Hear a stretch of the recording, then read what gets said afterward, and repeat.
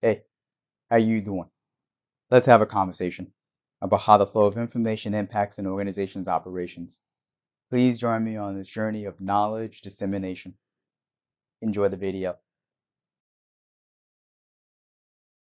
In Oscar Wilde's Lady Windermere's Fan, a cynic is described as a person who knows the price of everything and the value of nothing. To be sure, it is fair to question the expected return on investment regarding any activity, especially any KM, knowledge management, initiatives. That's why I'm happy to share with you the value wheel, which is a framework that identifies 8 ways to generate a positive outcome for any project or activity. I'll speak about each component from 2 perspectives: general business and IT staff and higher ed. These components are in no particular order. Component 1: provide a benefit. If you are a general business, general organization, you are surely interested in innovation.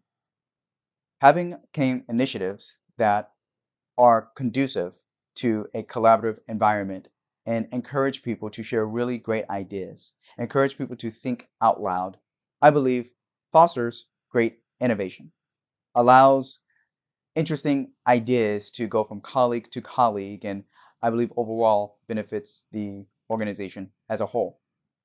From an IT support perspective, that stronger collaboration allows for all of the IT teams to be better positioned to support faculty and staff. Component 2: solve a problem. One of the common challenges with businesses is that there exist multiple versions of the truth. The same data exist in different systems and they have variations. Perhaps they were updated across different time frames. Perhaps one particular data set is more complete than another. That is a real problem. So having knowledge management initiatives that may help centralize the location of very important critical know-how can help with that problem. From an IT higher ed perspective, a particular problem that can be addressed is being excluded from conversations because no one is aware that IT can exist as a business partner instead of a cost center. A lot of times when IT is excluded, there are missed opportunities. And those missed opportunities, unfortunately, can arise or lead to shadow IT. A third component to the value wheel is to overcome an obstacle. As I mentioned, with multiple versions of the truth, incomplete and impartial data is a real thing. That leads to a problem when information at the time of need is simply not available. From an IT support perspective, the inability to delegate support requests due to the time it takes to explain the context is a real obstacle. That is simply a bottleneck that results in potentially frustrated staff and faculty. A fourth component is to reach a goal. All businesses should aim to maximize shareholder wealth to increase profits. So if your team, if your workforce is unable to innovate, if it's a toxic environment, if it feels like it's a zero sum and people are hoarding their best ideas, people are hoarding their knowledge, that will get in the way potentially of increasing profits. A particular goal in higher ed is to improve the technology experiences for faculty and staff. Having all teammates on board and knowing how best to support someone with a very unique workflow, perhaps a workflow that does not exist with a standard Google search or Bing search. So getting everyone on board can truly help improve the technology experiences for faculty and staff. A fifth component is to save time. All businesses have to do with employee onboarding.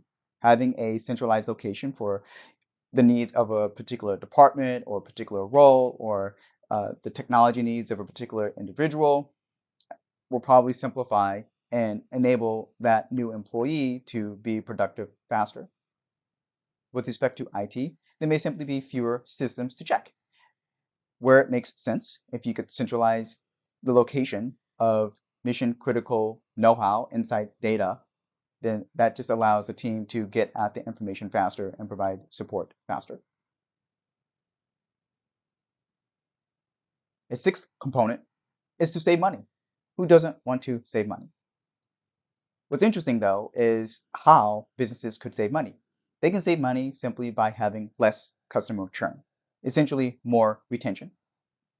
Not having the ability to retain customers may potentially lead businesses to, in desperation, overspend in marketing campaigns or massive discounts to attract new customers. With respect to IT and higher ed, one way to save money is to eliminate tech debt. How many legacy systems exist because of unmet needs? That is a potential opportunity to save the organization money. A seventh component is to avoid a threat.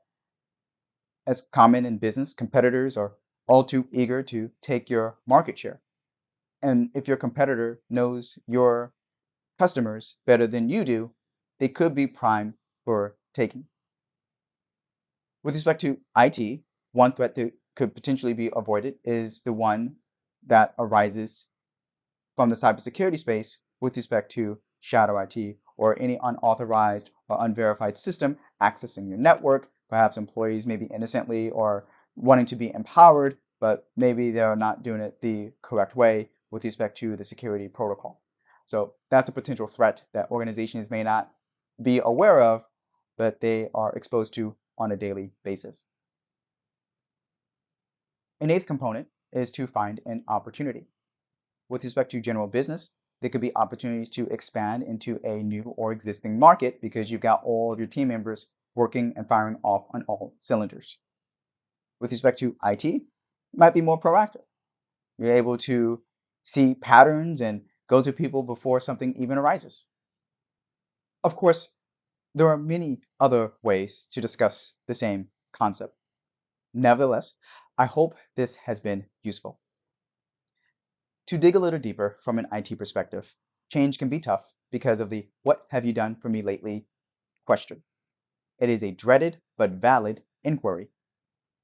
Working in IT can sometimes feel like running on a treadmill, constantly addressing endless support requests, experiencing a slight paranoia about cybersecurity risks and shadow IT. Just like any profession, it has its ups and downs. But IT is unique in that it touches every facet of an organization. Yes, it can sometimes feel like a thankless job. One can be forgiven for getting the impression that you are only as good as the last ticket you addressed. In my experiences, if the culture is such that the IT team is primarily viewed as a cost center, then yes, things will feel very transactional. However, if the IT team is viewed as a strategic business partner, their value add to the entire organization can be endless, extending far beyond the value wheel. What about your experiences? Have you had difficulties conveying the value of a CAM initiative or any activity for that matter? Or maybe you've had some successes. Feel free to comment, subscribe, like, visit my website. I love to hear other perspectives because knowledge is for everyone. Thanks for watching.